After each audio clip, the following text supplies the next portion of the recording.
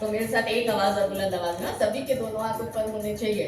और यहाँ पे जितने ज्यादा लोग हैं वो सब यहाँ से सामने आ जाओ, कुर्सी अपनी है, भाड़ा हमने चुकाया हुआ है आज का खड़े होना है।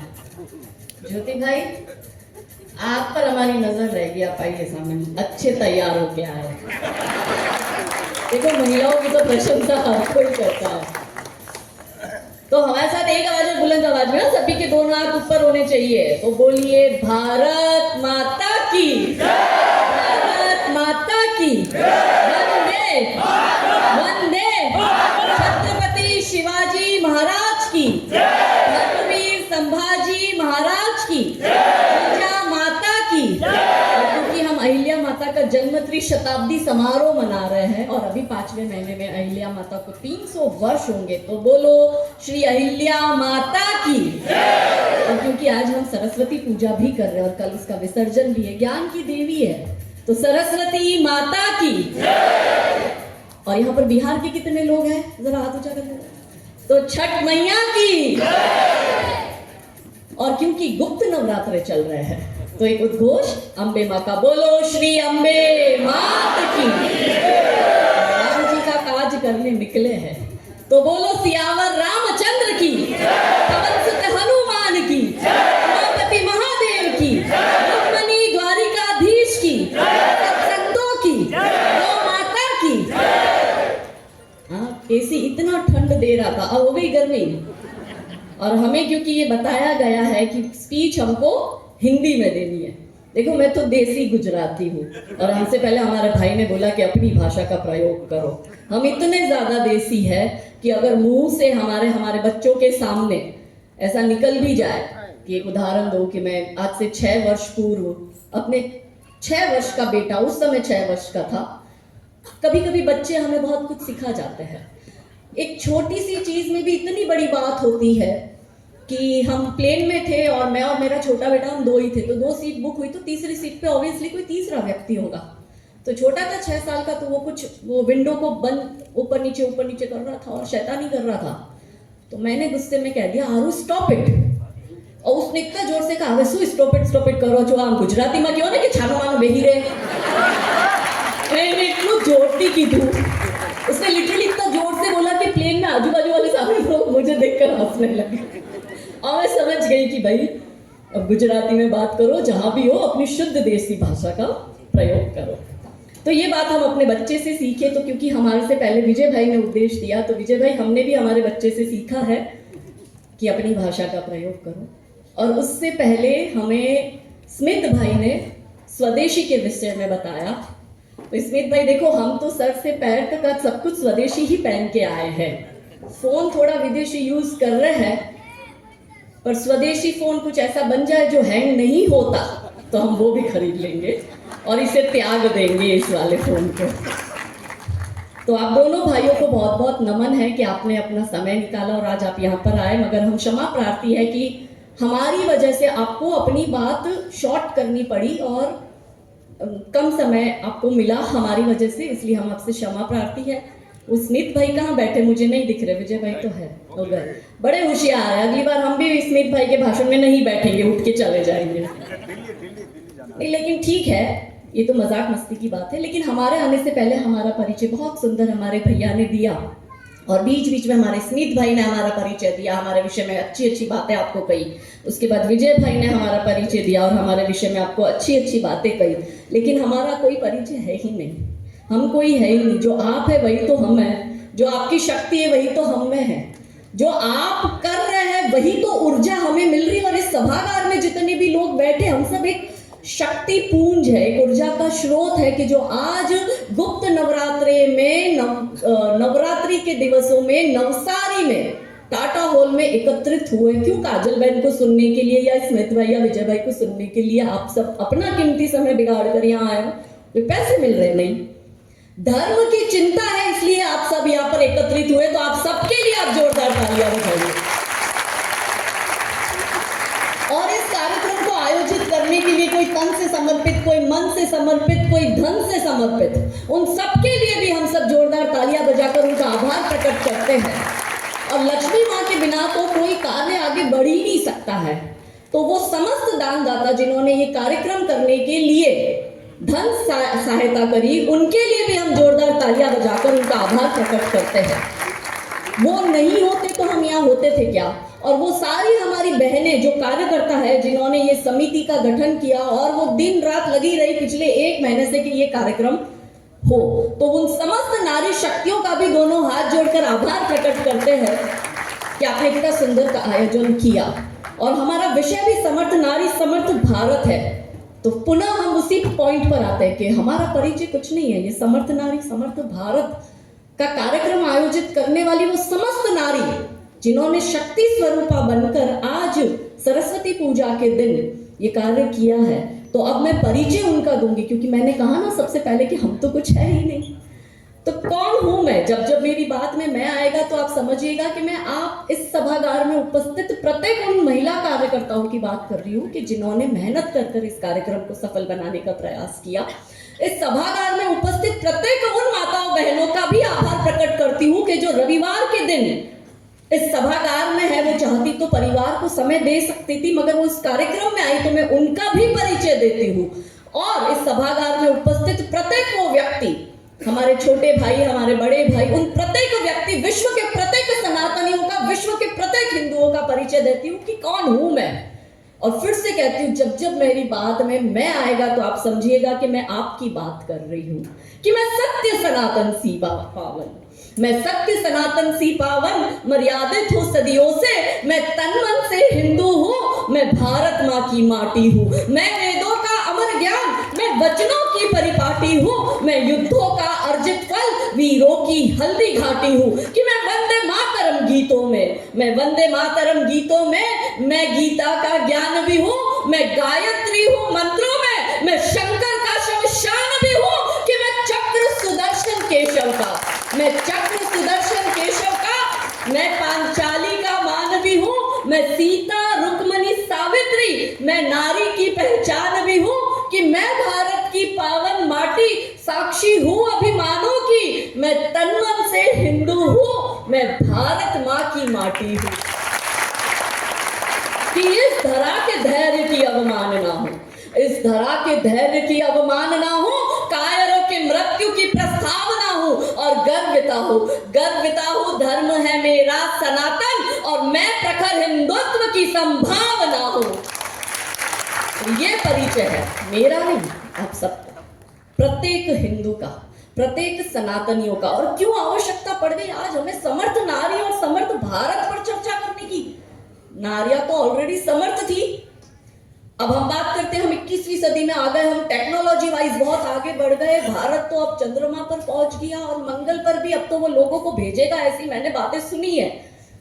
तो नारियां तो पहले से ही समर्थ थी। जब हम इतने आगे बढ़ गए तो हमें 21वीं शताब्दी में क्यों महिलाओं के लिए आरक्षण लाने की जरूरत पड़ रही है? और लोग इस बात पर खुश हो रहे हैं कि अब महिलाओं को भी राजनीति में 33% आरक्षण मिलेगा। हम खुद ही महिला समाज को कमजोर कर रहे हैं, क्योंकि आरक्षण की जरूरत क्यों महिलाओं को है, जबकि वो खुद अपने आप में सशक्त है। बात करते हैं महिला शक्ति की, नारी के बाद शक्ति लगता है, नारी सशक्तिकरण की बात करते हैं। तीनों मेन मिनिस्ट्री तो सतयुग में देवियों के पास थी। फाइनेंस मिनिस्टर कौन था? लक्ष्मी माता। एजुकेशन मिनिस्टर कौन था? सरस्वती माता। और डिफेंस मिनिस्टर कौन था? दुर्गा माता।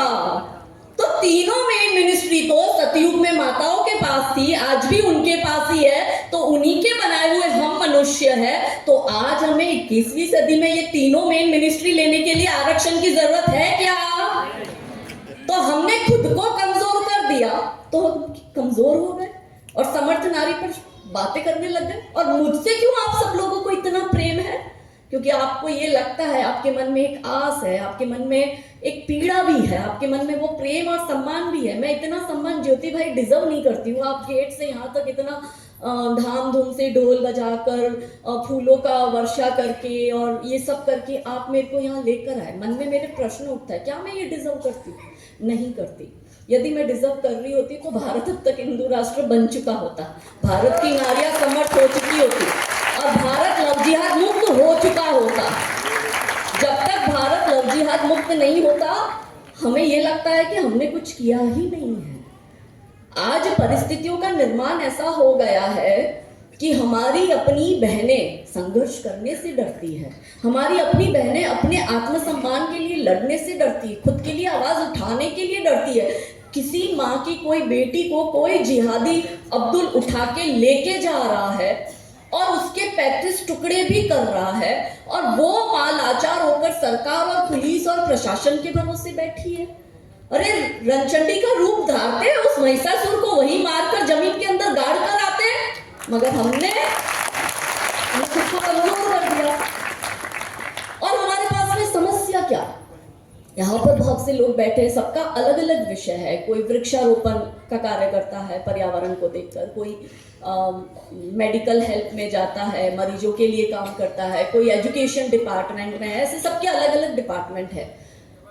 तो प्रश्न ये होता है कि आज हम जब समर्थ नारी की बात करते हैं तो मन में पहला नाम आता है अहिल्या माता होलकर का, जीजा माता का नाम आता है, हमारे मन में नाम आता है रानी लक्ष्मीबाई का, रानी चिन्नम्मा का, रानी अब्बका का, रानी दुर्गावती का, रानी कमलावती का। ये सारी समर्थ नारियां थी। रानी कर्णावती, अपने गुजरात की रानी नायिका देवी, ये सब सारी की सारी समर्थ नारियां थी, सक्षम नारियां थी। हम उनको याद क्यों करते? क्या हम इसलिए याद करते कि ये इनके पास तो राजा रजवाड़ा था, ये तो रानियां थी? नहीं। हम क्या उनको इसलिए याद करते कि रानी लक्ष्मीबाई, अहिल्या माता, इन्होंने बहुत दान पुण्य किया है? क्या हम उनको इसलिए याद करते? नहीं। क्या हम इसलिए उनको याद करते कि इन्होंने बहुत गरीबों को भोजन करवाया है? नहीं। हम उनको क्यों याद करते हैं? क्योंकि धारा के विपरीत प्रवाह में बहकर जब रानी लक्ष्मीबाई अंग्रेजों को, यानी कि ईसाई आक्रमणकारियों को ये कहती है कि ना तो मैं कन्वर्ट होंगी और ना ही अपनी भूमि का 1 इंच भी टुकड़ा तुम्हें दूंगी, और इसके लिए यदि मुझे बलिदान होना पड़ेगा तो मैं बलिदान दे दूंगी, पर मैं अपना राज्य तुझे नहीं दूंगी। इसलिए हम रानी लक्ष्मीबाई को याद करते हैं।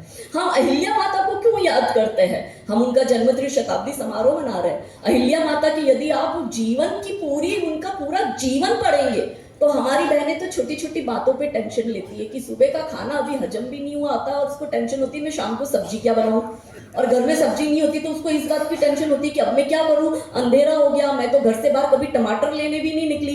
कई जगह महिलाएं जो विधवा हो गई है और उनसे मैं मिलती हूँ तो वो अपनी पीड़ा कहती है कि मेरा पति जिंदा था तब तक तो मैं कभी धनिया लेने भी बाहर नहीं गई। अरे अहिल्या माता विधवा, रानी लक्ष्मीबाई विधवा, रानी चिन्नम्मा विधवा, रानी अब्बका विधवा, रानी नायिका देवी विधवा, रानी दुर्गावती विधवा, रानी पद्मिनी विधवा, ये सारी विधवा रानियां थी, सारी विधवा महिला थी।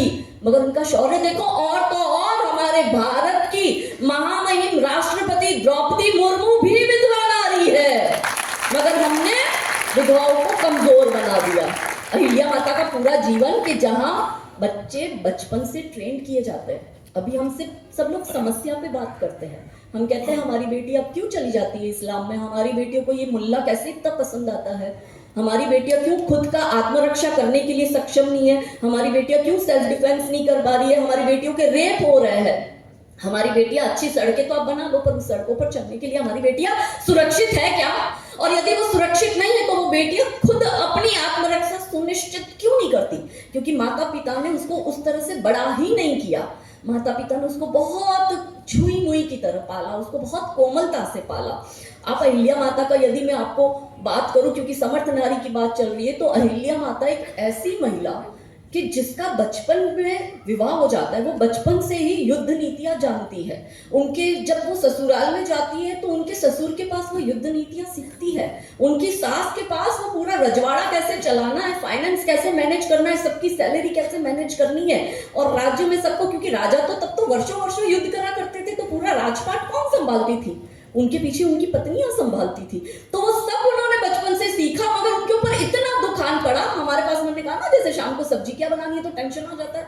वो महिला, उसके पति की डेथ हो जाती है अहिल्या माता के, उनके ससुर जी की डेथ हो जाती है, फिर उनकी सास की डेथ हो जाती है, उनका जो एक बेटा और एक बेटी होती है उनके बेटे की भी डेथ हो जाती है, फिर वो अपनी बेटी का जिस व्यक्ति से विवाह करवाती है कि वो सारा देखभाल करेगा राजपाट का, तो उसके जमाई की भी डेथ हो जाती है, और एंड में उसकी बेटी की भी डेथ हो जाती है। परिवार का हर व्यक्ति का डेथ हो जाता है, मगर फिर भी वो एक नारी राजपाट भी संभालती है, वो अपने राज्य को सुरक्षित भी रखती है, और वो युद्ध नीतियां भी जानती है, और वो जब देखती है कि ये इस मुगलों ने हमारे लोगों को कन्वर्ट किया है, मंदिर तोड़कर उस पर इन लोगों ने इनके मस्जिद बनाए, कब्रें बन गई, और हिंदू कन्वर्ट होकर वही हिंदू जो राम नाम का जाप करता था, जो शिव का जाप करता था, वही हिंदू इन कब्रों पर माथा फोड़ने जाता है। तब समाज में एक महिला खड़ी होती है हाथ में शिव लेकर, और जैसे आदि गुरु परम पूज्य श्री शंकराचार्य जी ने आज से 2500 वर्ष पूर्व चारों कोने में भारत के एक एक मठ की स्थापना की थी, उसी प्रकार अहिल्या माता भारत के चारों कोने में मठ, मंदिर और धर्मशालाएं बनवाती है। क्योंकि हमने कहा ना कि किसी भी देश को उचित दिशा देने का काम यदि कोई कर सकता है तो महादेव ने सतयुग में बता दिया था महिलाएं ही कर सकती है, और इसी देश को अगर उचित दशा और दिशा यदि कोई दे सकता है तो वो भारत की महिला दे सकती है, क्योंकि महिला ही समर्थ है ये काम करने के लिए। मगर हमने क्या किया? हमने वो संभाला। हमारे लोगों ने इतने बलिदान दिए। हमारे 3 विषय, हम 3 विषय पर कार्य करते हैं, लव जिहाद, भूमि अतिक्रमण जिसको कुछ लोग लैंड जिहाद भी कहते हैं, और तीसरा धर्मांतरण। हम इन तीनों विषय पर जमीन पर कार्य कर रहे हैं। ये तो ठीक है, कुछ ज्योति भाई जैसे लोगों को लगता है कि काजल दीदी अच्छा बोलती है इसलिए मंच पर हमें बुला लेते हैं, लेकिन हम कोई वक्ता नहीं है, हम कुछ अच्छा नहीं बोलते। हमें तो अच्छे से धोना आता है ग्राउंड पे काम करके। लेकिन हम ये कार्य क्यों कर रहे हैं कि जन जागरण हो, महिलाएं समझे, क्योंकि महिलाओं के हाथ में ही बागडोर है। और ये मैं नहीं कह रही, ऋग्वेद खुद कहता है कि प्रत्येक बालक की पहली गुरु उसकी माता होती है, और माता जैसी होगी वैसा ही गुण उस बालक में आएगा। और मनुस्मृति क्या कहता है? मनुस्मृति कहता है कि एक महिला को यदि आप शक्ति देते हो तो वो विनाशक भी हो सकती है समाज की, और वो उद्धारक भी हो सकती है समाज की। हमने यदि महिलाओं को शक्ति दी होगी तो वो इस समाज का निर्माण भी करेगी, और यदि समाज की महिलाएं खुद ही निश्चित होकर बैठ जाएगी कि भाई मेरे को क्या मतलब है, जो हो रहा है होने दो, मैं तो अपना देखूंगी, मैं अपना घर देखूंगी, मैं अपने बच्चे देखूंगी, तो फिर उस समाज का पतन निश्चित है। और आज यही बात हम करने के लिए सभागार में उपस्थित हुए कि कितनी ऐसी महिला है जो ये संघर्ष करने को तैयार है। काजल दीदी अच्छी तो लगती है, काजल दीदी के साथ फोटो खिंचवाना भी अच्छा लगता है। काजल दीदी की तरह कितने लोग हैं संघर्ष करने के लिए। मुझे इतना मान सम्मान प्यार क्यों मिलता है? क्या मैं कोई नेता हूँ, कोई अभिनेता हूँ, कोई सेलिब्रिटी हूँ? मैं तो किसी संगठन से भी नहीं, और मेरे पास तो कोई जिम्मेदारी भी नहीं है। कोई मुझे पूछता भी है कि दीदी आपके पास पद क्या है, मैंने कहा कोई पद नहीं है, मेरा नाम काजल हिंदुस्तानी है, और यही मेरी पहचान है कि हिंदू हूँ, हिंदुस्तान में रहती हूँ, और यहाँ रहता प्रत्येक व्यक्ति हिंदुस्तानी है। और उसमें भी हिंदू बोल्ड में लिखती हूँ इन मलेच्छों को दिखाने के लिए कि ये हमारे बाप का है, तुम्हारा कुछ नहीं है। कई बार ऐसा होता है, मेरे को सोशल मीडिया पर लिखते हैं लोग, कई बार सोशल मीडिया पर डिबेट होती है, न्यूज चैनल में डिबेट होती है, और कहते हैं कि तुम कैसे हिंदू राष्ट्र की बात कर सकते हो? अरे ये हिंदू राष्ट्र ही है, उस किताब में लिख लिया है सेक्युलर, तो क्या हम मान लेंगे? या सदन में घोषणा नहीं हुई तो क्या हम मान लेंगे कि भारत हिंदू राष्ट्र नहीं है? ये हिंदुओं का ही देश है, इसलिए मैं हिंदुस्तानी, और इनको दिखाने के लिए कि ये हमारे बाप का है, तो वो मियां मेरे को कहता है कि सभी का गुण शामिल है इस मिट्टी में, किसी के बाप का हिंदुस्तान थोड़ी है। क्योंकि शहर और शहरिया का इनको शौक है, तो हम कहते सही बात है, सभी का गुण शामिल है इस मिट्टी में, किसी के बाप का हिंदुस्तान थोड़ी है। लेकिन मौलाना साहब जिसके अब्बूजान 1947 में ले चुके पाकिस्तान, अब उसका हिंदुस्तान थोड़ी है। अब ये बात बोली तो इस पर हमारे पे FIR हो गई। अरे हमने कहा जिसके बाप ने ले लिया वो यहाँ पे कैसे करेगा? अब आपने एक सुना होगा न्यूज चैनल पे, टीवी चैनल पर अभी चल रहा है, सैफ अली खान की 15,000 करोड़ की जमीन जो है वो उसका दावा सरकार ने किया है। भोपाल में ज्यादातर वो जमीनें हैं, तो मध्य प्रदेश सरकार के साथ एक वो केस चल रहा है, कोर्ट केस। तो ये जो है ना जिहादियों की लॉबी वो आ गई कि ये लोग कब्जा कर रहे हैं। अरे मैंने कहा तुमने पूरा भारत हमारा था, पाकिस्तान भी तुम्हारा नहीं था, हमारा था, ये हमारा देश है। तुम लोग बाहर से आए थे, तुम्हें हमने रहने दिया, तुमने कब्जा किया, तो भी हमने 10,38,000 स्क्वायर किलोमीटर की जगह भीख में तुमको दे दी पाकिस्तान बनाकर, हालांकि तुम्हारा हक था ही नहीं। तुम तो वैसे ही अवैध हो, तुम्हारा अस्तित्व ही अवैध है, क्योंकि तुम बाबर को अपना बाप मानते हो, मगर बाबर तो खुद यहाँ का नहीं था, वो था सऊदी से आया हुआ। तुम्हारी जो माँ है, जो बाबर की पत्नी, वो तो मंगोलियन थी। तुम नाजायज हो, फिर भी इस देश ने तुमको एक जायज देश दे दिया, और फिर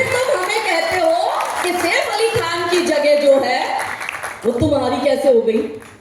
मतलब हमारा तो हमारा, तुम्हारा भी हमारा, ऐसा चलता रहा। हमने जमीन के एक इंच टुकड़े खोते खोते खोते खोते आज ऊपर बैठकर हमारा पूर्वज भी हमको गालियां दे रहा होगा, उसकी आत्मा भी रो रही होगी कि इन कायरों के लिए हमने बलिदान दिया। इन जमीन के टुकड़ों को हमने ना तो ब्रिटिशर्स को दिया ना मुगलों को दिया, और हमारे बच्चे हंसते हंसते जमीनें दे रहे हैं इनको, क्योंकि समाज में महिला कमजोर हो गई। महिला सोचती रही कि मैं तो अपना घर देखूंगी। वो जो है ना, हमने अपने स्व को नहीं समझा। जब हमारे दोनों भाई हमसे पहले बोले तो उन्होंने स्वदेशी की बात कही, पर हम कहते हैं अपने स्व को समझो। स्व से स्वराज, स्व से स्वधर्म, स्व से स्वदेशी और स्व से स्वावलंबन, और उसके स्व को हमें समझना पड़ेगा। जब भारत की प्रत्येक महिला भारत के एक एक जमीन के टुकड़े को और एक एक मंदिर को जब ये समझेगी कि ये मेरा घर है, तब हम इस देश को बचा पाएंगे। जब जब समाज में कोई महिषासुर आया है तो उसका नाश सदैव दुर्गा ने ही किया है। और अब भी ये अब्दुल और आफ्ताब के रूप में हमारे बीच में महिषासुर जो है, या सैफ अली के रूप में जो महिषासुर है, या आमिर और शाहरुख के रूप में जो महिषासुर है, तो इनका नाश भी, इनके नाश से मतलब है ये विचारधारा का नाश। पता चले कि हमारे पर एक नया FIR हो गया कि ये तो मर्डर की बात खुलेआम कर रही है, लॉरेंस बिश्नोई की तरह हमें भी कोई फिट कर देगा अंदर। तो हम उस आइडियोलॉजी की बात कर रहे हैं, यहाँ पे हम डिस्क्लेमर भी दे देते हैं। तो उस आइडियोलॉजी का नाश कौन करेगी? नारी शक्ति ही तो करेगी। जब जब अधर्म बढ़ा है और धर्म कमजोर हुआ है तो अत्याचार किस पर हुए? रेप, बलात्कार महिलाओं के होते हैं। देह व्यापार में महिलाओं को धकेला जाता है। ह्यूमन ट्रैफिकिंग में ज्यादातर आपको छोटे छोटे बच्चे मिलेंगे। और आप देखो कि जब जब ये हुआ है तब महिला समाज ने ही सहन किया है। तो इस महिला समाज की रक्षा कौन करेगा? हम बैठो सरकार, प्रशासन, पुलिस, इनके भरोसे। हमारी आत्मरक्षा हमें खुद करनी पड़ेगी। महादेव कहेगा कि अपनी आत्मरक्षा करना सीखो। राम भगवान ने खुद ने आत्मरक्षा करी खुद की। जब द्वापर युग में युद्ध चला तो अर्जुन ने कहा कि आप ये सब खत्म कर सकते थे। द्रौपदी ने उनको, कृष्ण भगवान को कहा कि आप ये सब खत्म कर सकते थे, इतना खून खराबा क्यों हुआ? मेरे 5-5 बच्चों की जान क्यों गई? अभिमन्यु तो कृष्ण भगवान का रिश्तेदार था, बहन का बेटा था। तो कृष्ण भगवान क्या कहते हैं कि तुम्हें अपनी आत्मरक्षा करना सीखना पड़ेगा। मैं तुम्हें मार्ग दिखा सकता हूं, उस मार्ग पर तो तुम्हें ही चलना पड़ेगा। हिंदुओं के पास कोई विकल्प नहीं है। ना आपकी बेटियां सुरक्षित, ना आपकी जमीनें सुरक्षित, ना आपकी गौ माता सुरक्षित, ना आपके मंदिर सुरक्षित। हमारा कुछ सुरक्षित नहीं है। और वक्फ बोर्ड के नाम पर ही हमारी जमीनों पर भी कब्जा कर रहे हैं। बेटियों को लव जिहाद के नाम पर उठाकर ले जा रहे हैं। मंदिरों पर कब्जा कर रहे हैं। राम मंदिर को लेने के लिए, मंदिर बनाने के लिए, जहां राम भगवान जन्मे, उस जगह के लिए हमने 500 वर्ष तक संघर्ष करा अपने ही देश में। आप बताओ, वेटिकन में कोई ईसाई ने संघर्ष करा है किसी गिरिजाघर को बनाने के लिए? नहीं करा। क्या सऊदी में किसी मुसलमान ने वहां पर कोई मस्जिद बनानी हो तो क्या कोई संघर्ष करा है? नहीं करा। मगर अपने ही भारत में हमारा हिंदू अपने ही मंदिर लेने के लिए संघर्ष करता है। और मौलाना साजिद जैसे लोग ये भी बोल देते हैं, इतनी हिम्मत इनकी हो जाती है कि तुम आज बना दो अपना राम मंदिर। साधारण मौलाना थोड़ी है, पूरे भारत के जितने मौलाना है उनका जो एसोसिएशन बना है, ऑल इंडिया मौलाना एसोसिएशन का प्रेसिडेंट है वो। और वो रिजवी भी अभी बोला कि तुम आज बना दो अपना राम मंदिर। 50-100 वर्ष बाद जब हमारी संख्या बढ़ेगी तो हम इस राम मंदिर को तोड़कर इस पर फिर से मस्जिद बनाएंगे। ये कोई कोर्ट कानून कचहरी को नहीं मानते। ये हिंदू इस देश में है जो कोर्ट कानून कचहरी के हिसाब से चलता है। ये कोई संविधान को नहीं मानते, ये शरिया से चलता है। और ये हिंदू बेचारा सीधा भोला बेचारा भाईचारे की आड़ में पता नहीं कितने वर्षों से वो चूरन चाटे जा रहा है और उसी में रह रहा है। और उसको लगता है मेरा भाई है, चलो मांग रहा है ना, दे देता हूँ। और हिंदू मुस्लिम एकता का वो दिखा देता है। अभी एक हमारा भाई कार्यक्रम है महाराष्ट्र में, तो हमें फोन आया आयोजक का, और उन्होंने हमारे अतिरिक्त 2 नाम और लिए। तो उन्होंने जो 2 नाम लिए, दोनों महिला, दोनों पॉलिटिकल पार्टी से। वो अलग बात है कि दोनों ने चुनाव हार लिए, चुनाव दोनों हार गए। बोले दीदी वो दोनों भी रहेगी। हमने कहा बढ़िया है। पर मैंने कहा भैया हम तो नहीं आएंगे। बोले क्यों दीदी? मैंने कहा 2 विचारधारा हो जाएगी। बोले कैसे? मैंने कहा वो तो भाईचारे की बात करती है और मैं तो कहती हूँ कि ये मियाँ भाई जो है वो तुम्हें चारा बनाकर काट रहा है और खा रहा है। तो मैंने कहा पब्लिक कितनी कंफ्यूज होगी ना पब्लिक कंफ्यूज। अब आज जब आप मुझे सुनने आ रहे हैं तो हमारा बहुत क्लियर है कि एक सीधी लाइन है, उस पे चलना है, हम हिंदुत्व का काम करेंगे, हम हिंदू राष्ट्र और हिंदुत्व की ही बात करेंगे, हमें कोई भाईचारा नहीं निभाना। बहुत निभा लिया, सारी अपेक्षा हमसे ही रखोगे। हमें हर उस व्यक्ति, हम हर हिंदू का सम्मान करते हैं, पर हर उस हिंदू के विरोध में खड़े रहेंगे जो अली मौला करेगा। दो विचारधारा साथ में हो ही नहीं सकती। वो बड़ी बड़ी बातें करते हैं, राम और रहीम तो एक ही है। मैंने कहा एक हो ही नहीं सकते, राम और रहीम कभी एक होगा क्या? हमारा मर्यादा पुरुषोत्तम श्री रामचंद्र जैसा चरित्र किसका है बताओ तो सही, कि जब पीछे से मंदोदरी की छाया भी गिरती है तो राम भगवान वहां से हट जाते हैं। और मंदोदरी कहती है कि आप कैसे ऐसे कर लिए, तो राम भगवान कहते हैं कि पर स्त्री की तो परछाई भी मेरे ऊपर नहीं आ सकती। ऐसे हमारे प्रभु श्री राम का किसी ऐसे व्यक्ति से तुलना हो जाए कि जो पता नहीं कितनी विवाह कर रहा है, कितनी ही शादियां कर रहा है, और फिर उसको अपनी किताब में जायज भी ठहरा रहा है कि जायज है। भगवान हमारे तीन, कौन? ब्रह्मा विष्णु महेश, तीनों की कितनी पत्नियां थी? ब्रह्मा जी की एक पत्नी माता सरस्वती, विष्णु भगवान की एक पत्नी माता लक्ष्मी, और महादेव की एक पत्नी, एक अर्धांगिनी माता पार्वती। तो राम और रहीम एक कैसे हुआ, ये सबसे बड़ा प्रश्न आता है। तो हमको ये विचारधारा कतई मंजूर नहीं कि जहां पर एक मंच पर दो बात हो। तो फिर हमारे आयोजक भाई को हमने मना करा कि ये नहीं हो सकता।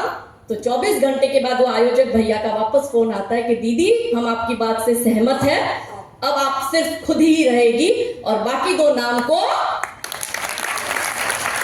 मैं दो आइडियोलॉजी नहीं चल सकती। हिंदू बहुत कंफ्यूज है।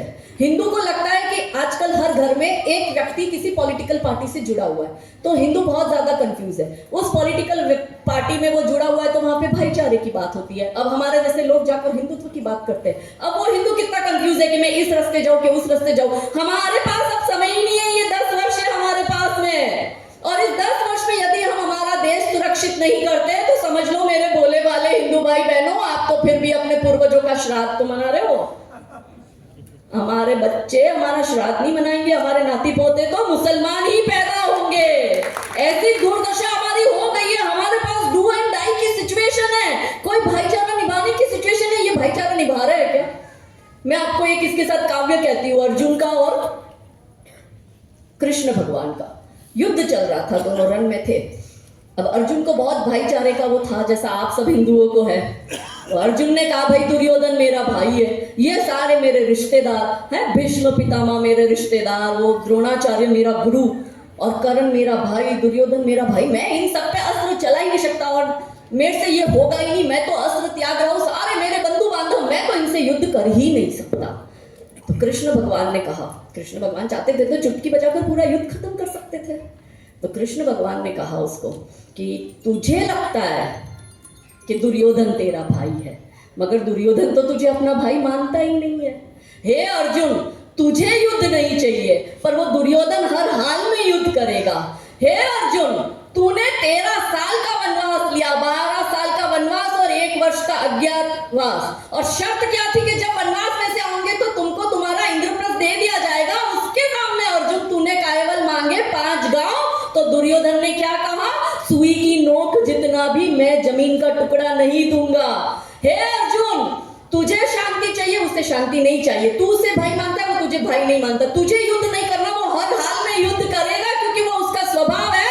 तो मॉरल ऑफ द स्टोरी, हे हिंदू, तुझे ऐसा लगता है कि मियाँ तेरा भाई है, वो मियाँ तेरा भाई नहीं है, वो कसाई है, और कसाई हर हाल में काटेगा। नंबर सबका आएगा। तो हे भारत के हिंदू जागो, मैं तुम्हें जगाने आई हूँ। हे भारत की बेटी जागो, मैं तुम्हें जगाने आई हूँ, और 100 धर्मों का धर्म एक बलिदान बताने आई हूँ। खप्पर वाली काली जागे जागे दुर्गा बरबड़ा, रक्त बीज का रक्त चाटने वाली जागे चामुंडा, नरमुंडों की माला वाला जागे कपाली कैलाशी, और रन की चंडी घर घर नाचे, मौत कहे प्यासी प्यासी। अरे झोली लेकर मांग रही हूँ, झोली लेकर मांग रही हूँ, कोई शीश का दान दे दो, भारत का भैरव भूखा है, कोई प्राण का दान दे दो, और मैं घर घर इनकलाब की आग जलाने आई हूँ। हे भारत के हिंदू जागो, मैं तुम्हें जगाने आई हूँ।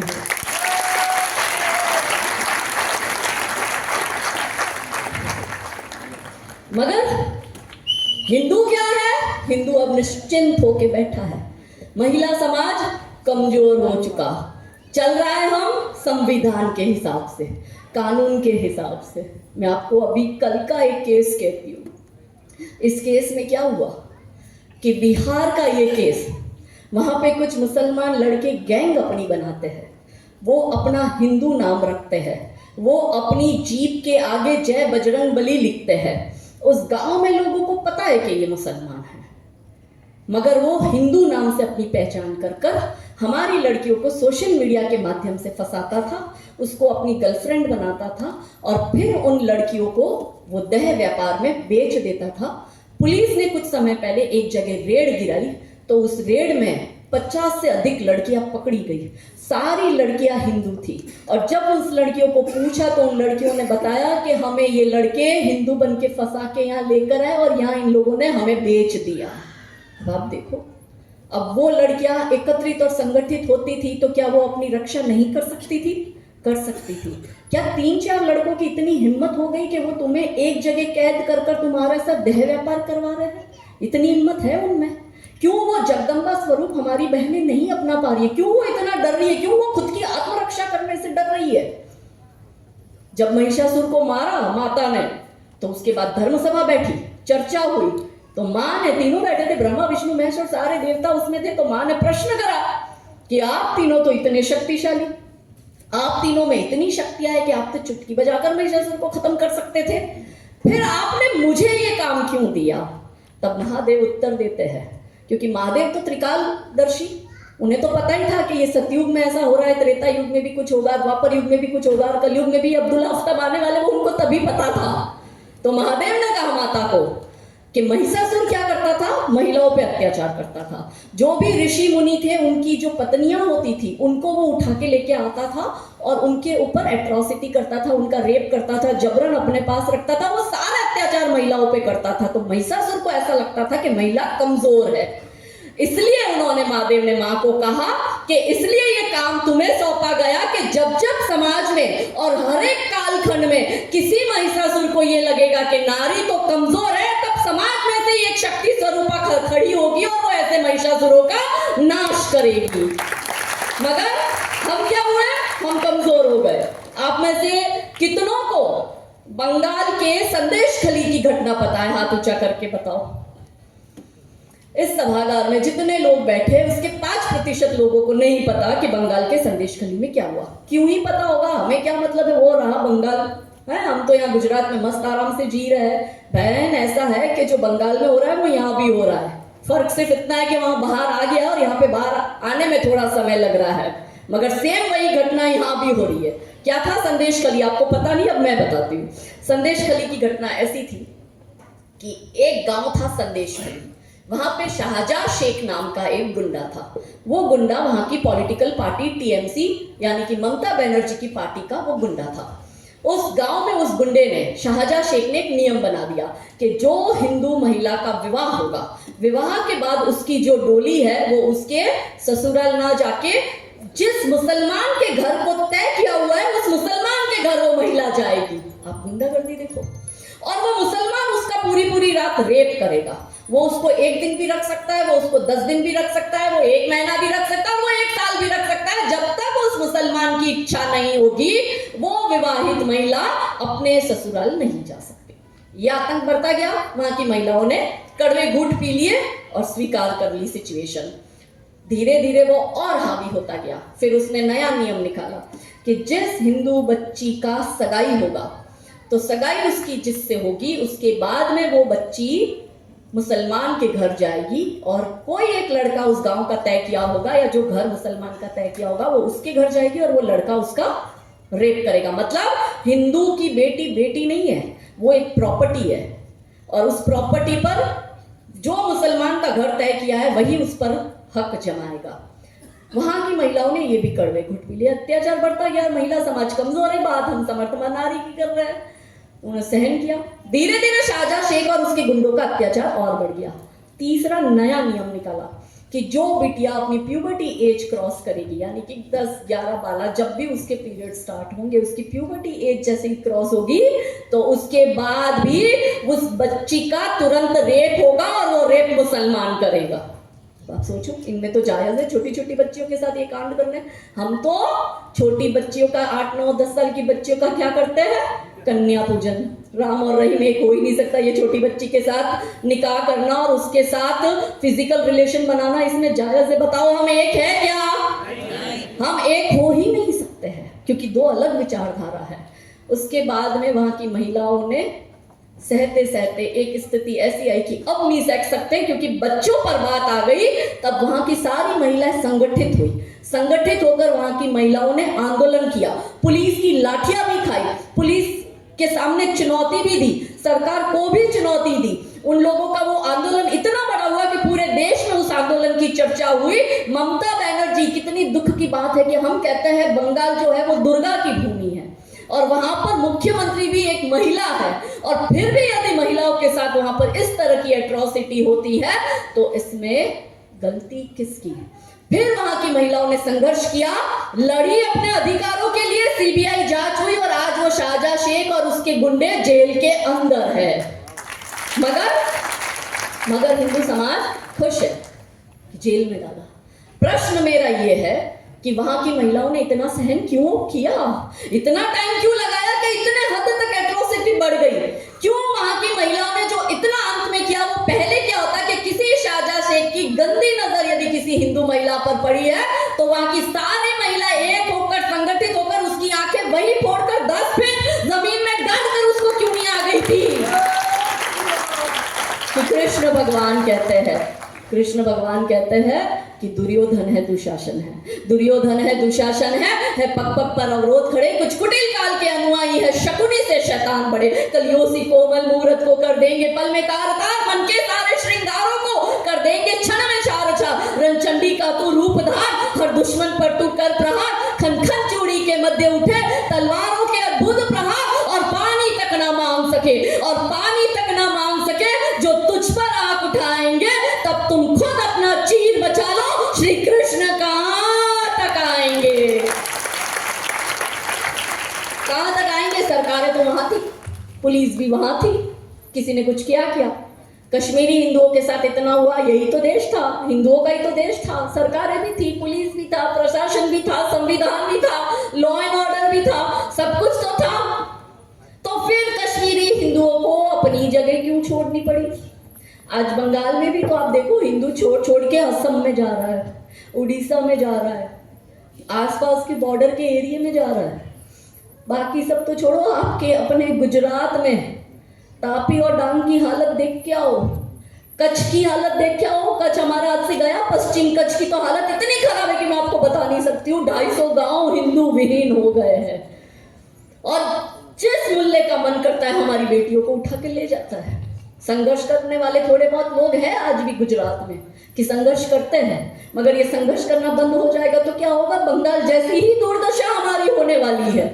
कैसे लड़ेंगे इस चुनौती से? कैसे बचाएंगे अपनी बेटियों को? कैसे बचाएंगे अपने घरों को? आज जब हम इस सभागार में एकत्रित है तो हालत ऐसी है कि कोई मुसलमान यहाँ पर आकर एक झंडा गाड़ देता है कि ये वक्फ बोर्ड की जमीन है, तो ये उसी क्षण वक्फ बोर्ड की जमीन हो जाती है। उसको कोई साबित नहीं करना पड़ रहा है, हमें साबित करना पड़ रहा है। तो आप देख लो कि हम अपने ही देश में बढ़ते बढ़ते कटते कटते 13 राज्यों में अल्पसंख्यक हो गए हैं। पहले 9 का आंकड़ा था, लेटेस्ट आंकड़ा मैं आपको बता रही हूं कि 13 राज्यों में हिंदू अल्पसंख्यक हो चुका है। अल्पसंख्यक का मतलब 13 राज्यों में हिंदू की संख्या घट गई। ये कच्छ में 250 गांव हिंदू विहीन, मतलब एक भी हिंदू वहां नहीं रहता है। ये हालत हमारी, ये दुर्दशा हमारी है। कैसे बचाएंगे हम खुद को? तब जरूरत है महिला समाज की, क्योंकि जब महिला समाज कमजोर होता है तो न्याय व्यवस्था भी कमजोर होती है। कोई सुनने वाला आपका नहीं है, कोई आपका नहीं है। आपको लगता है ये नेता मंत्री संतरी तंत्री ये बचाने आएंगे? आपका केवल महादेव है, बाकी कोई आपका नहीं है। ये भ्रम यदि आपको है तो हटा देना। और मैं आपको उड़ीसा का केस कहती हूँ। एक 6 साल की बच्ची का 2014 में रेप होता है, और रेप के बाद में वो 2 मुसलमान, आकिल और आशिफ, उसकी हत्या कर देते हैं। अब आप देखो कोर्ट बलात्कारियों को छोड़ रही है। आप एक छोटा सा गुनाह करने में डरते हो। एक किसी मुसलमान को थप्पड़ मारना हो तो आपको डर लगता है, भले वो आपको 4 थप्पड़ मार ले, पर आप सामने रिटेलिएट नहीं करोगे क्योंकि आपको डर लगता है कि पुलिस उस पर करेगी तो साथ में मुझे भी करेगी, क्योंकि पुलिस को भी तो बैलेंसिंग एक्ट दिखाना है ना। तूने भी मारा, इसने भी मारा, पर पुलिस ये नहीं देख रही कि पहले किसने मारा। तो उड़ीसा में क्या हुआ कि 6 साल की बच्ची का जब रेप और मर्डर हो जाता है तो 2014 में केस चालू होता है। 2022 में वहां की जो पॉस्को कोर्ट है वो उन दोनों बलात्कारियों को फांसी की सजा सुनाती है। वो दोनों बलात्कारी पहुंच जाते हैं हाई कोर्ट में, उड़ीसा हाई कोर्ट में। और हाई कोर्ट में जाने के बाद में जो हाई कोर्ट का जज है वो 2024 में, यानी अभी पिछले वर्ष 2024 में जुलाई महीने में एक जजमेंट देता है। अकील नाम का जो बलात्कारी और हत्यारा है जिसने 6 साल की बच्ची का रेप किया था, उस अकील को मुक्त कर देता है, छोड़ देता है। और जो दूसरा है आशिफ, उसका लिटरली जज साहब बायोडेटा बनाते हैं। हम नहीं वो शादी का प्रस्ताव अपने बेटे का भेजते तो हम कितना अच्छा अच्छा उसके बारे में लिखते हैं, बहुत अच्छा हम बायोडेटा बनाते हैं। ऐसे जज की कुर्सी पर, वो छोटा जज नहीं है, वो हाई कोर्ट का जज है, वो जज की कुर्सी पर बैठकर उस अकील को छोड़ दिया, आशिफ का बायोडेटा बनाता। और क्या लिखता है, आशिफ बहुत अच्छा व्यक्ति है, वो जेल के अंदर 5 टाइम की नमाज करता है। ये उसके शब्द है, ये उसका जो ऑन रिकॉर्ड है, ये उसका जज का बयान, क्योंकि कोर्ट में तो एक एक बात प्रिंट होती है। अगर सजा किसी की कुछ भी कर रहे हो या उस पर कोई भी डिसीजन दे रहे हो तो वो वर्ड टू वर्ड सारा प्रिंट होता है। तो ये जज खुद बोला है और ये प्रिंट है, ये पब्लिक डोमेन में है। तो जज कहता है आशिफ बहुत अच्छा है, वो 5 टाइम की जेल में नमाज करता है, उसने अपने गुनाहों को अल्लाह के सामने स्वीकार कर लिए है और उसने खुद को अल्लाह के समक्ष समर्पित कर दिया है। आशिफ के पिता नहीं है, उसकी एक विधवा माँ है और उसकी 2 बहनें हैं जिनका विवाह भी बाकी है। आशिफ बहुत अच्छा लड़का था, वो 12वीं तक पढ़ाई किया। पिता की डेथ होने के बाद उसको काम करने के लिए मुंबई जाना पड़ा। आशिफ जब स्कूल में पढ़ता था तो वो बहुत अच्छा क्रिकेट खेलता था और हाँ, वो फुटबॉल भी बहुत अच्छा खेलता था। तो आशिफ ने ये गुनाह किया है, लेकिन मैंने आशिफ को पूछा कि तेरे को जो पॉस्को कोर्ट ने फांसी की सजा दी है उसको मैं यदि कन्वर्ट करके आजीवन उम्र कैद में परिवर्तित कर दूं तो तुझे स्वीकार है? आशिफ हमारा इतना अच्छा कि उसने तो ये सजा स्वीकार कर ली और उसको स्वीकार है, मैं उसको आजीवन उम्र कैद दूंगा, इसलिए मैं आज आशिफ की सजा को फांसी में से कन्वर्ट करके उम्र कैद में कर रहा हूं और अकील को मैं छोड़ दे रहा हूं। आप बताओ। और जज क्या कहता है साथ में, आशिफ का फ्यूचर है, every sinner has a future, हर पापी का भी कोई ना कोई भविष्य होता है। तो जज साहब से हमारा ये प्रश्न है कि वो 6 साल की बच्ची जिसका इसने मर्डर किया, जिसका इसने रेप किया, क्या उसका कोई भविष्य नहीं था? वो बच्ची भी तो बड़ी होकर डॉक्टर, कलेक्टर, इंजीनियर बनती थी, अपने बूढ़े माँ बाप की सेवा करती थी। क्यों जज साहब ने ऐसा जजमेंट दिया? अब आप सोचो, आप बैठे हो इनके भरोसे, मगर वो तो ऐसा निर्णय दे रहा है। और वो ऐसा इसलिए होता है क्योंकि समाज में महिला समाज कमजोर हो गई। और जब हम उड़ीसा गए और हमने वहां पर सभा करी और सभागार में जब हमने ये बात रखी तो वहां के लोगों को ये विषय भी पता नहीं था। 2-4 कोई वकील आए थे, उनको ये विषय पता था। तो मैंने कहा वहां के बार काउंसिल ने क्या किया? वहां की महिलाओं ने आंदोलन क्यों नहीं किया? वहां की महिलाओं ने संघर्ष क्यों नहीं किया? जब न्यायालय की कुर्सी पर बैठकर कोई न्यायाधीश जब ऐसे जजमेंट देता है तो हम किससे न्याय की आस लगाएंगे? फिर तो इनका मनोबल बढ़ेगा। आप देखो रेप की घटनाएं कितनी बढ़ गई है, छोटी छोटी बच्चियों के रेप हो रहे हैं। गुजरात जैसे शांति प्रिय राज्य में भी रेप की घटनाएं इतनी बढ़ गई है। क्यों ऐसी सिचुएशन आई? हम दूसरों के भरोसे बैठे, हमने हमारी बेटियों को संघर्ष करवाया ही नहीं। मैंने कहा ना, अहिल्या माता बचपन से ट्रेनिंग थी, रानी लक्ष्मीबाई बचपन से ट्रेन थे, चिन्नम्मा बाई सबकी बचपन से ट्रेनिंग हुई है, मगर हमने क्या करा? हमारी बेटियों को हाथ में क्या दे दिया? गुड़िया दे दी। हमने बेटियों को गुड़िया जैसा बना दिया। बंगाल में आपको वो घटना पता चली ना, कलकत्ता में एक डॉक्टर का रेप हो जाता है। सोचो, एक डॉक्टर जो जहां पे पढ़ाई कर रही है, आरके मेडिकल कॉलेज में, वो जहां पढ़ाई कर रही है, वो बच्ची उस जगह सुरक्षित नहीं है कि उसका रेप हो जाता है और 1-2 आदमी मिलकर उसका रेप कर देता है। पहले हमारी रानियां हाथ में एक तलवार लेकर एक साथ 100 को काटती थी। अब अपनी सुरक्षा एक व्यक्ति से नहीं कर सकती, 2 व्यक्ति से नहीं कर सकती। क्यों? क्योंकि हमने बेटियों को बोलना शुरू कर दिया, मेरी गुड़िया, मेरी लाड़ो। गुड़िया बना दिया। हाथ में गिफ्ट में क्या देते हैं? गुड़िया। किसी का बर्थडे होता है तो हम क्या देते हैं? वो बार्बी डॉल आती है, वही गुड़िया गिफ्ट करते हैं। अपने घर में भी। तो गुड़िया गुड़िया कहते कहते हमने उसको गुड़िया बना दिया कि गुड़िया गुड़िया करते हो, गुड़िया जैसे शौक तुम्हारे गुड़िया सी बन जाती हो, वीर प्रसूता होकर भी पल पल क्यों नीर बहाती हो, अरे शक्ति स्वरूपा हो तुम तो जगदम्बा की अवतारी हो। क्या दुर्योधन क्या दुशासन, तुम स्वयं काल पर भारी हो, मगर वर्जना क्यों करती हो ढालों से तलवारों से, बस एक बार तो लगन लगा लो मृत्यु नाचती धारों से। अरे रक्त बीज को रणचंडी का रक्तिम रूप दिखाएंगे, रक्त बीज को रणचंडी का रक्तिम रूप दिखाएंगे, तब तुम खुद अपना चीर बचा लो, श्री कृष्ण कहां तक आएंगे। आप हमारे बच्चे को देखो, मॉडर्निज्म के नाम पर हमने बच्चियों को इतना कमजोर बना दिया, और मॉडर्निज्म के नाम पर हमने हमारी बच्चियों को ऐसा वातावरण बना के दे दिया कि पहले तो हम कपड़े घर में किसी रूम में बदलते थे बंद करके, या बाथरूम में जाके कपड़े बदलते थे। आजकल हमारी बेटियां इंस्टाग्राम पे कपड़े बदल रही है। कैसे समर्थ भारत का हम निर्माण करेंगे? क्या ऐसा भारत होगा? हम बात तो कर रहे हैं कि अखंड हिंदू राष्ट्र बनाएंगे और इस राष्ट्र को एक अच्छी दिशा और उचित दिशा देंगे। हम विश्व गुरु बनने की बात कर रहे हैं। हम कैसे विश्व गुरु बनेंगे?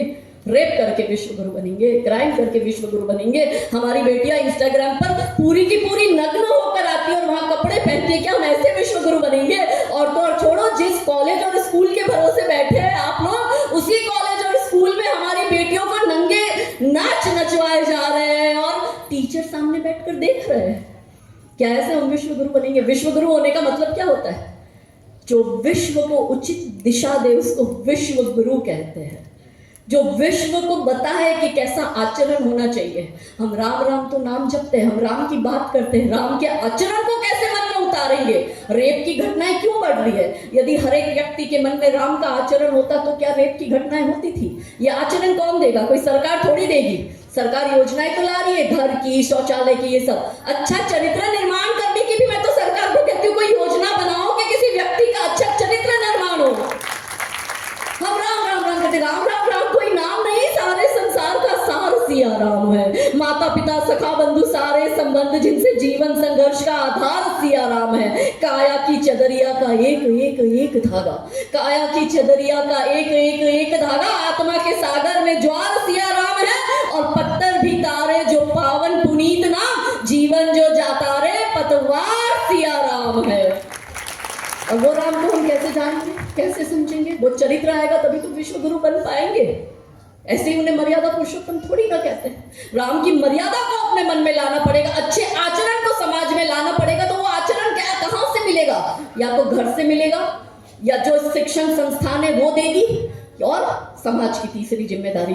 पर तीनों में से कोई रिस्पॉन्सिबिलिटी निभा रहा है? तब तो ना एनुअल फंक्शन पे एक छोटी सी बच्ची, 8-10 साल की वो बच्ची, और एनुअल फंक्शन चल रहा है, अभी की बात बता रही हूँ, और सामने ऐसे सारे वो अभिभावक लोग बैठे हैं, टीचर्स लोग बैठे हैं, और वो बच्ची को वो स्त्री 2 करके एक पिक्चर आई है जिसमें आजकल वो बड़ा ट्रेंडिंग में गाना, आज की रात का मजा मेरे हुस्न से लीजिए, और वो छोटी बच्ची को इतने ही गंदे कपड़े पहनाते हैं जैसा उस हीरोइन ने पहना है, और सब ऐसे बैठे हैं, और वो छोटी बच्ची इस गाने पे डांस कर रही है कि आज की रात का मजा मेरे हुस्न से लीजिए। इसके क्या मतलब होते हैं?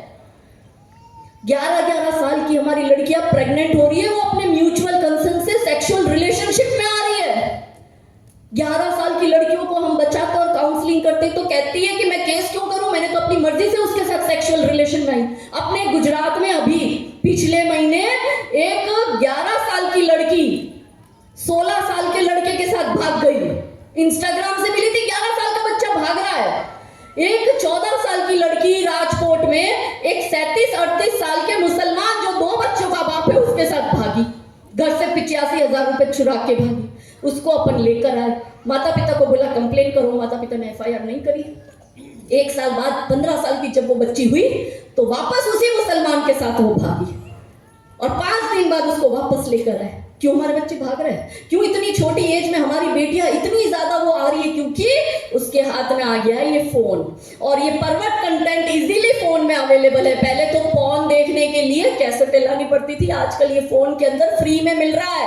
माता पिता ध्यान नहीं दे रहे, हाथ में फोन दे दिया, बच्चा फोन के अंदर कर क्या रहा है ये हमें पता ही नहीं है, हमारा इस और ध्यान भी नहीं जा रहा है। तब तो ना वो बच्चे 11-11, 12-12 साल की एज में सेक्सुअल रिलेशनशिप में आ रहे हैं, और उत्तर प्रदेश का एक 11 साल का लड़का पड़ोसी ने अपनी 5 साल की बेटी उसके पास छोड़ी कि बेटा इसका ध्यान रखना, मैं अभी आती हूँ मार्केट से। और वो 11 साल का लड़का उस 5 साल की लड़की का रेप कर रहा है। सोचो 11 साल का लड़का कैसे रेप कर सकता है। वो ये देख रहा है, वो ये सीख रहा है, हम यही गंदा देख रहे हैं, यही गंदा हमारे आचरण में आ रहा है। और पहले तो लव जिहाद में 10 में से 10 केस हिंदू कुंवारी लड़कियों के आते थे। बड़ा दुख होता है ये बात कहते हुए, मेरी जुबान भी लड़खड़ाती है, कांपती है कि मैं ये कैसे बोलूं आपके सामने। पर अब 10 में से 5-6 केस विवाहित हिंदू महिलाओं के आ रहे हैं। छोटे छोटे बच्चे छोड़कर वो भाग रही है मियाओं के साथ में और अन्य पर पुरुषों के साथ में। क्यों ऐसी परिस्थिति का निर्माण हुआ? क्यों ऐसा आचरण हमारे अंदर आया? क्योंकि हम ऐसा ही देख रहे हैं। कॉलेज में हमें लगता है बेटियां पढ़ने जा रही है, माता पिता 25-30 लाख रुपए की फीस भरते हैं बच्ची के कोर्स की, लगता है बड़ी कॉलेज में जाएगी, मेरी बेटियां कुछ मेरा नाम रोशन करेगी। वही वो बेटी कॉलेज में क्या कर रही है? मैंने थोड़े टाइम पहले एक इंस्टाग्राम पे पोस्ट करी, वैसे सारे गंदे गानों की।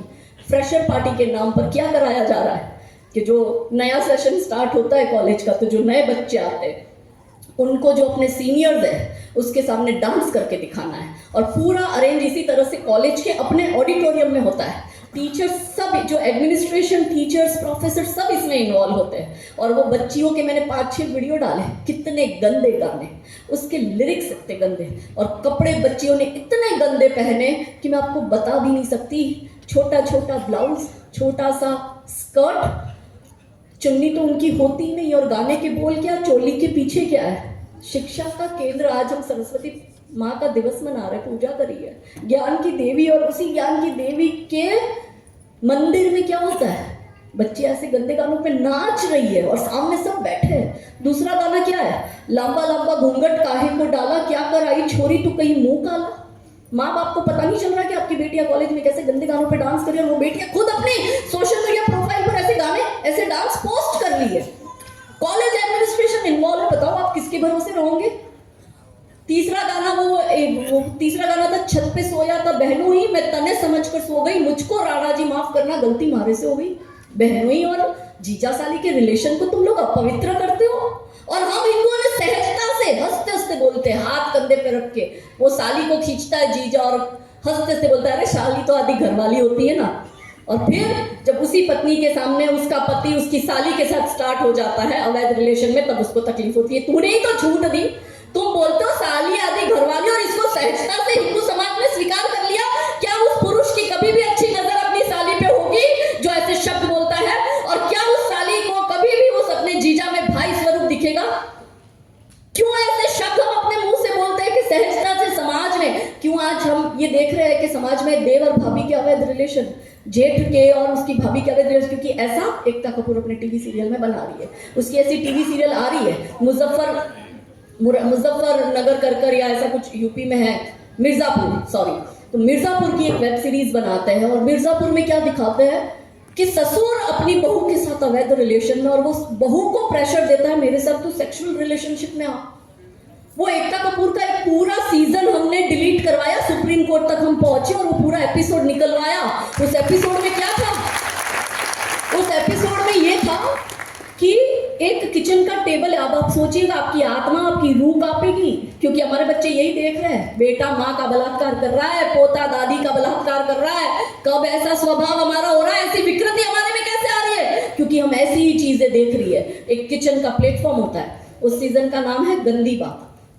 किचन के प्लेटफॉर्म पर दादी, उसकी लड़के की भाभी, छोटी भाभी, लड़के की बड़ी भाभी और लड़के की बहन, 4 लोग किचन प्लेटफॉर्म पर काम करते हैं। और जो लड़का है जिसके लिए ये लोग सब दिमाग में सोच रहे गंदी बातें, क्योंकि नाम ही गंदी बातें, वो लड़का कहीं बाहर गया था और वहां से वो वापस अपने घर लौटता है, तो उस 4 महिलाएं घर की जितनी है वो उसके लिए खाना बनाती है उसके मनपसंद का, और 4 महिलाएं अपने ही मन में, और वो स्क्रीन पे वो सीन आ रहा है।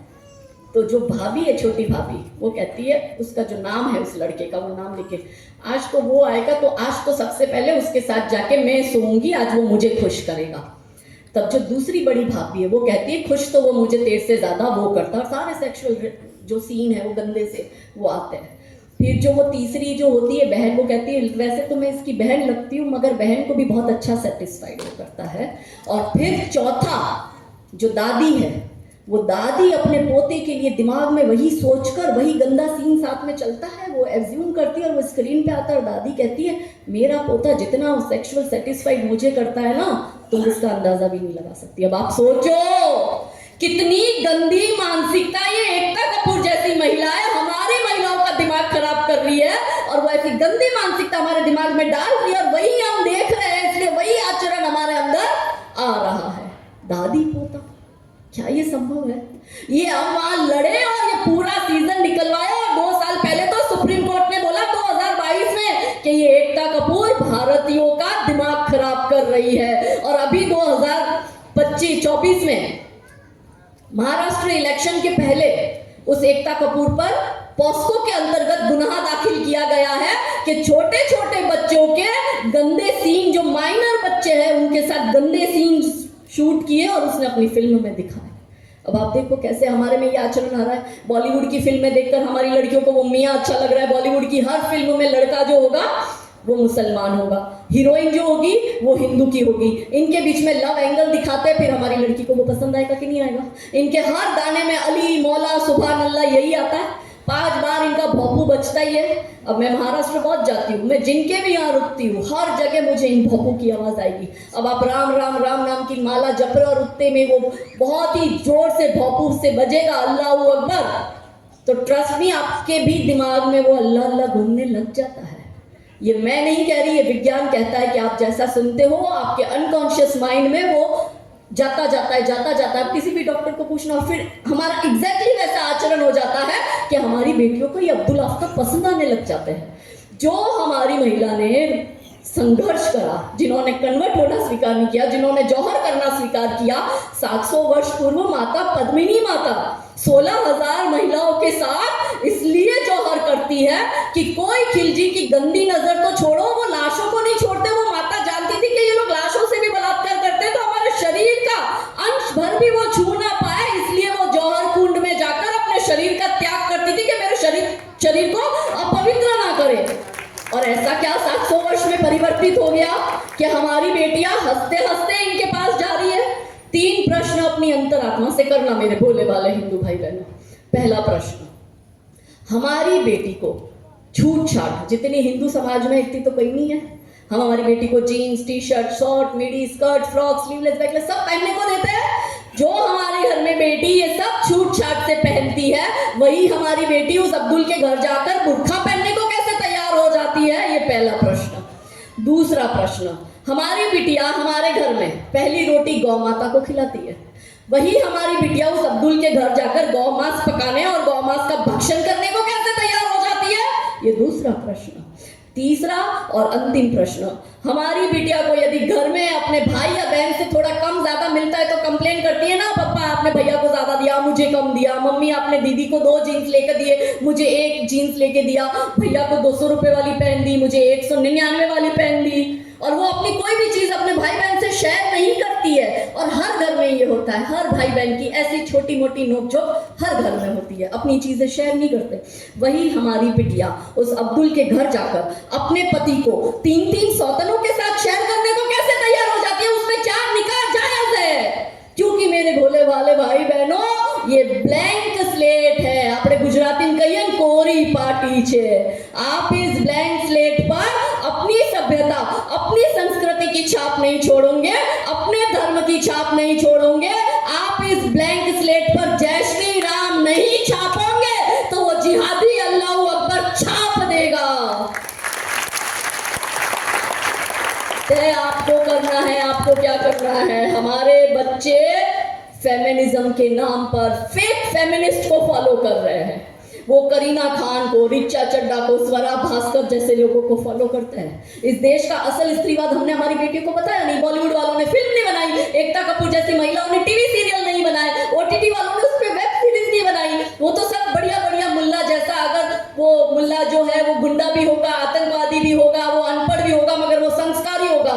और हिंदू लड़का पढ़ा लिखा भी होगा, अच्छा भी होगा, खानदानी भी होगा, मगर फिर भी वो धूर्त होगा, वो कपटी होगा। पंडित कपटी होगा, रुद्राक्ष पहनने वाला कपटी होगा, तिलक और भगवा पहनने वाला कपटी होगा। और वही ये मियाँ खच्चर घोड़ा टट्टू चलाने वाला है, तो भी वो शुद्ध संस्कारी व्यक्ति है, ऐसा ही अपनी फिल्मों में दिखा रहे हैं। वही हमारी बेटियां ये देख रही है और वही बेटियां देखकर इनकी तरफ आकर्षित हो रही है, क्योंकि सॉफ्ट पावर के माध्यम से ये हमारे अनकॉन्शियस माइंड में जो ये स्लो पॉइजन दे रहे हैं। बच्चे का दिमाग फ्रेजाइल दिमाग होता है, उसको हमने अपना धर्म का शिक्षा नहीं दिया तो वो खाली जगह, वो जगह कोई तो भरेगा। आप इस जगह को नहीं भरोगे तो मैंने कहा ना, वो उस जगह को भरेगा। तो हमारी बेटियों को हमने अपना ज्ञान नहीं दिया, वो अपना ज्ञान अपने धर्म का, अपने मजहब का कंटिन्यू उसको ज्ञान देता जा रहा है और हमारी बेटियां उससे आकर्षित हो रही है। और शाहरुख, सलमान, सैफ अली खान, इनको देखकर हमारी बेटियों को लगता है कि मेरा भी शाहरुख मुझे गौरी की तरह रखेगा। फिर वो अलग बात है कि इसको लगता है कि बॉलीवुड वाले शाहरुख वाला मेरा शाहरुख है और बहुत अच्छा है। अरे उसको गौरी को मिला है एक सुपरस्टार शाहरुख, तुझे मिला है वो पंचर वाला, वो तेरे 35 टुकड़े करके तुझे मार देगा या तुझे बेच देगा। ये अंतर कौन समझाएगा बेटियों को? सलमान खान के पीछे और इनके पीछे पागल तो उनके ही चरित्र को ये अपनाती है और इनको हमारे लड़के पसंद नहीं आते, ये मुसलमान की ओर जाती है। मैं ये नहीं कहती कि बॉयफ्रेंड मत बनाओ, बॉयफ्रेंड बनाओ, हम किसी को प्यार करने से रोक नहीं सकते, मगर प्रेमी कैसा होना चाहिए वो तो हम अपने बच्चों को बता सकते हैं कि बेटा जब राइट एज हो बच्ची की 11 वर्ष की, उसके पास बच्ची को बताओ, ये गौरव गाथा है, सुनाओ उसको, बोलो बेटा तू पहले अपना घर देख, फिर तू उस जिहादी का घर जाके देखना, तू पहले अपने माँ बाप को देख, फिर वहां जाके उसके माँ बाप को देखना, तू पहले अपने अड़ोसी पड़ोसी और रिश्तेदारों को देख, फिर तू वहां उसके यहाँ जाके उसके अड़ोसी पड़ोसी और रिश्तेदार को देखना। तू घर अपना खोलकर अपने कबाट में अपने कपड़ों को देख और उसके घर जाके उसकी बहन बेटी और माँ के कबाट को कपड़ों का खोल के देखेगी, पूरे के पूरे तुझे काले भूखे नजर आएंगे। एक दिन का नहीं है, जब पूरा पूरा जीवन वहां निकालना है। ये ज्ञान तो हम देंगे, हम किसी को प्यार करने से रोक नहीं सकते, प्रेमी कैसा होना चाहिए इसका ज्ञान हम नहीं देंगे तो कैसे चलेगा। माता पिता बच्चों से दूर होते जा रहे हैं, जनरेशन गैप हो रहा है, 11-12 साल के बच्चे बॉयफ्रेंड गर्लफ्रेंड बना रहे हैं और माता पिता से छुपा रहे हैं। गैप इतना होना नहीं चाहिए। आपकी बेटी जिस दिन बॉयफ्रेंड बनाए वो घर आके सबसे पहले अपनी माँ को बोले कि माँ मुझे ये लड़का पसंद है, अगर तुझे पसंद है मेरे साथ चल उस लड़के के घर, अपन थोड़ा उसका बैकग्राउंड चेक करते हैं, अगर वो सही होगा तो फिर बात आगे बढ़ेगी और मैं उसके साथ रिलेशनशिप में आऊंगी। यहाँ पे 13 साल की बच्ची 14 साल की लड़की को छेड़ रही है कि मेरा बॉयफ्रेंड बन गया, तेरा अभी तक बॉयफ्रेंड नहीं बना। ये बच्चों के बीच कंपटीशन चल रहा है, हर एक स्कूल में चल रहा है। इससे हम हमारे बच्चों को कैसे बचाएंगे? हमें हमारी बेटियों को सिखाना पड़ेगा कि घर की दहलीज तू जैसे ही पार करती है, ये दुनिया जो है ये दुष्टों से भरी पड़ी है, तेरा चीर लूटने के लिए, तेरी इज्जत लूटने के लिए ये पड़ी पड़ी है। हमें हमारी बेटियों को बताना पड़ेगा कि रानी चिन्नम्मा रानी अम्बिका ने क्या किया, रानी पद्मिनी माता ने क्या किया, रानी दुर्गावती रानी कमलावती ने क्या किया, हमें बताना पड़ेगा। हमें उनकी गौरव गाथा बतानी पड़ेगी। पाटन की रानी नायिका देवी के विषय में कितनों को पता है? हाथ ऊंचा करके मुझे बताओ। वो लोग गुजरात में रहते हो, गुजरात की पाटन रानी के विषय में नहीं पता? 2, 4, 5 लोगों को। अब फिल्म नहीं बनी, बेटी को नहीं पता, बाकी सब ने किसी ने बताया नहीं। स्कूल कैरिकुलम में तो मैं बाबर से लेके औरंगजेब की पीढ़ियां रटवा दी जाती है। बताएगा कौन बच्चियों को कि रानी पाटन की नायिका देवी और 13वीं शताब्दी में मोहम्मद गौरी। हमने लक्ष्मी माता के, रानी लक्ष्मीबाई के विषय में तो फिर भी आधा चैप्टर आपको मिल जाएगा, एक पैराग्राफ मिल जाएगा कि वो घोड़े पर बैठी, पीछे अपना बच्चा बांधा और वो युद्ध लड़ने गई ब्रिटिशर्स से। हमने उनके लिए सुना है, मगर माँ ने तो ये 1857 में किया था। लेकिन हमारी पाटन की, हमारी गुजरात की रानी नायिका देवी ने 12वीं शताब्दी में जब मोहम्मद गौरी अटैक करना आया, उसको पता चला कि पाटन के राजा की डेथ हो गई, तो उस समय राजा रजवाड़ा था, ऐसे डिस्ट्रिक्ट नहीं थे, स्टेट चलता था और भारत का टॉप 3 में आता था। इतना पाटन के पास धन्य धान्य ऐश्वर्य वैभव ऐसा था। तो मोहम्मद गौरी की नजर के विधवा को तो ये कमजोर, महिलाओं को तो एनीवेज ये कमजोर समझते हैं। और इनकी तो किताब में भी महिलाओं के विषय में यही लिखा गया है, आसमानी किताब में, कि महिला क्या है? खेती है, जितना मर्जी पुरुष इस खेती पर जोत सकता है। तो इनको लगा मलेच्छों को, इन्हें तो पता नहीं था कि इस आर्य भूमि की आर्य वीरा कैसी होती है। तो उसको लगा विधवाई तो है, साथ में छोटा बच्चा है, तो उसने, मोहम्मद गौरी ने आबू की घाटी पर चढ़ाई करी और वहां पर वो खड़ा रहा। और वहां खड़ा रहकर मोहम्मद गौरी ने अपनी सेना को रखा और अपने एक दूत को कहा कि जा रानी के पास जाके मेरा संदेश लेके आ। मोहम्मद गौरी का दूत रानी के पास गया और रानी साहब को कहा, पाटन आए और रानी साहब को कहा कि मोहम्मद गौरी अपनी सेना के साथ आबू की घाटी पर आ गया है और वो युद्ध करने वाला है और उसकी 3 शर्तें, यदि आप ये तीनों शर्तें मान लोगी तो वो आप पर युद्ध नहीं करेगा। रानी ने कहा क्या है शर्तें? पहली शर्त आप इस्लाम स्वीकार करो, दूसरी शर्त आप मोहम्मद गौरी से निकाह करो, तीसरी शर्त आप अपना पूरा पाटन का धन्य धान्य राज्य वैभव जो भी है सब मोहम्मद गौरी को दो। रानी बड़ी होशियार, बड़ी चतुर, कहती हूँ ना बचपन से ट्रेनिंग दी जाती थी। तो रानी ने उस दूत को बोला मुझे तेरे राजा की तीनों शर्तें मंजूर है, जा तू मोहम्मद गौरी को जाके कह दे मैं तैयार हूँ। उसको वहां से भेजा और रानी ने अपना सेनापति बुलाया और बोला कि बताओ अपने पास में कितने हाथी है, कितने घोड़े है, कितना शस्त्र बल है, कितने ऐसे लोग हैं जो अभी युद्ध कर सकते हैं। और आजू बाजू में उस समय राजा रजवाड़ों के साथ एक ऐसी एमओयू साइन होती थी, ऐसी संधियां होती थी कि जब भी जिसका युद्ध होगा तो इतना रजवाड़ा तो इन्वॉल्व होगा, ऐसी इनकी इंटरनल संधियां होती थी। तो बताओ कि कितने लोग अभी के अभी आ रहे हैं। तो सेनापति घबरा गया, उसने बोला कि राजा जी का तो देहांत हो गया, आप करी क्या लोगी, और आपका तो छोटा सा बच्चा, उसका तो उस समय बच्चा भी कुछ एक महीनों का था, कि आप ये कैसे युद्ध लड़ोगे, और अगर बच्चे को कुछ हो गया तो ये वंश आगे कैसे बढ़ेगा। रानी हो गई क्रोधित और रानी ने उसी समय सेनापति को वहां से निकाला, चल हट, तेरे जैसे कमजोर की मुझे जरूरत नहीं। रानी खुद सेना की कमान हाथ में लेती है और पूरी स्ट्रेटेजी युद्ध की बनाती है। और जब मोहम्मद गौरी की सेना रात में सो रही होती है तब अंधेरे का फायदा उठा के रानी अपनी पूरी सेना लेकर उस पर टूट पड़ती है, इन सबको वहीं मारती और काटती है। और मोहम्मद गौरी जब जान बचा के भागता है तब रानी उसके पीछे पीछे जाती है और रानी को लगता है कि अब वो दूर हो गया मेरे से, और पीछे भी मोहम्मद गौरी की सेना, आगे भी मोहम्मद गौरी की सेना, बीच में रानी को लगता है कि अब मैं फंस चुकी हूँ और मैं उसे पहुंच नहीं पाऊंगी। तो रानी दूर से उसके हाथ में जो बड़ा सा कटार होता है वो मोहम्मद गौरी को इतना जोर से मारती है कि मोहम्मद गौरी के पीठ के पीछे जो लोअर बैक पार्ट होता है उस लोअर बैक पार्ट पर वो जाके इतना जोर से लगता है कि मोहम्मद गौरी डर के मारे सीधा सिंध जाके रुकता है। और वहां जाके उसको पता चलता है कि ये रानी नायिका देवी ने तो मुझे नपुंसक बना के भेज दिया और वो 13 साल तक भारत नहीं आता। ये है हमारी योद्धा नारियों की शौर्य गाथा कि इतिहास हमारा पढ़ लेना, रक्त से शब्द सजाए हैं, सर कटे थे धड़ लड़े थे तब जाके हिंदू कहलाए हैं। ये हमारा इतिहास। क्या हमने बच्चों को बताया? नहीं। हमारे बच्चे बहुत समझदार हैं, गलती हमारे बच्चों की है ही नहीं, गलती हमारी है। हमारे बच्चों को हमने ये नहीं बताया। हमने हमारी बच्चियों को क्या दिखाया? करीना खान, तो वो सैफ अली खान से विवाह करके तैमूर और जहांगीर पैदा कर लिए। अब आप देखो करीना की, आप 5 पीढ़ी पहले जाओ, 5 पीढ़ी पहले क्या था?